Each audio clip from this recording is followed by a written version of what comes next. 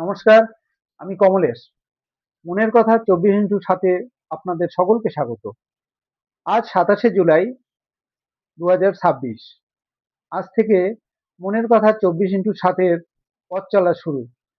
এই চ্যানেলে মানুষের কথা, বিভিন্ন জায়গার সমস্যা, এলাকার সমস্যা, আর বিশেষ করে আমরা যে উদ্দেশ্যে এই চ্যানেলের চিন্তা ভাবনা, সেটা হলো হিন্দু সনাতনীদের জাগরণ এবং আমাদের হিন্দু সমাজের হারিয়ে যাওয়া ঐতিহ্য, এইগুলো আমরা তুলে ধরবো। বিশেষ করে অনেক অনেক জায়গা, অনেক আহ, যেগুলো আমরা জানি না, বিভিন্ন ধরনের মন্দির বা আমাদের যে সংস্কৃতি, সেই জায়গাগুলো আমরা বিশেষ করে তুলে ধরবো।